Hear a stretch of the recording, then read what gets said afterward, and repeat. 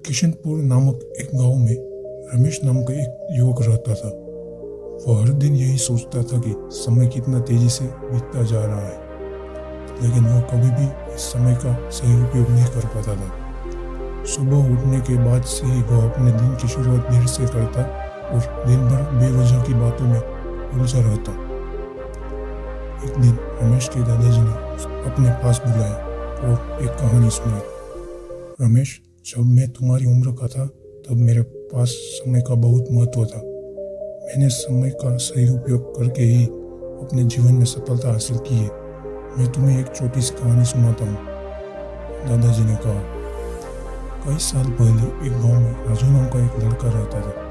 वह भी तुम्हारी तरह समय की बर्बादी में लिप्त था। उसके माता पिता उससे समझाते थे, लेकिन वह हमेशा टाल देता। एक दिन राजू के गांव में एक संत आए।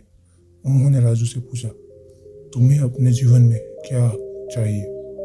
राजू ने उत्तर दिया, मुझे सुख, समृद्धि और सफलता चाहिए। संत ने मुस्कुराते हुए कहा, इसके लिए तुम्हें सबसे पहले समय की कद्र करनी होगी। समय ही तुम्हारी सबसे बड़ी संपत्ति है। राजू ने संत की बात पर ध्यान नहीं दिया और अपनी पुरानी आदतों में लिप्त रहा। धीरे धीरे उसका समय बीतता गया और वह कुछ भी महत्वपूर्ण हासिल नहीं कर पाया। एक दिन राजू के गांव में एक बड़ा त्योहार मनाया जा रहा था।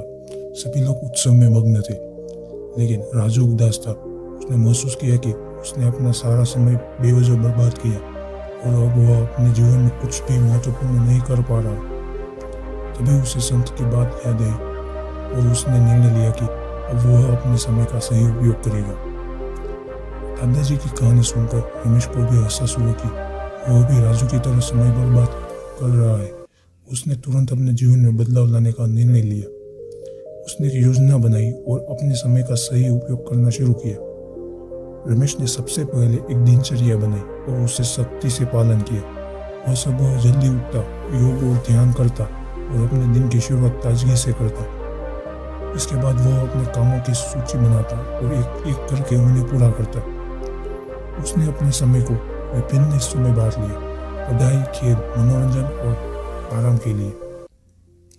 रमेश ने अपने दोस्तों के साथ भी इस बदलाव को साझा किया और उन्हें भी प्रेरित किया। धीरे धीरे रमेश के जीवन में सकारात्मक बदलाव आने लगे। वह अपने लक्ष्यों को प्राप्त करने लगा और उसके परिवार और उसके दोस्तों ने भी उसकी प्रशंसा की। रमेश ने सीखा कि समय सबसे कीमती चीज है और उसे बर्बाद करना हमारे जीवन को केवल अधूरा बनाना है। उसने अपने जीवन में समय की कदर करना सीखा और दूसरों को भी यह महत्वपूर्ण सीख दी। समय का सही उपयोग ही सफलता का मूल मंत्र है। अगर हम अपने समय को सही ढंग से उपयोग करें तो हम किसी भी लक्ष्य को हासिल कर सकते हैं। रमेश की कहानी में हमें यह सिखाती है कि समय का महत्व समझो और उससे बर्बाद न करें। यही हमारे जीवन को सफल और खुशहाल बना सकता है।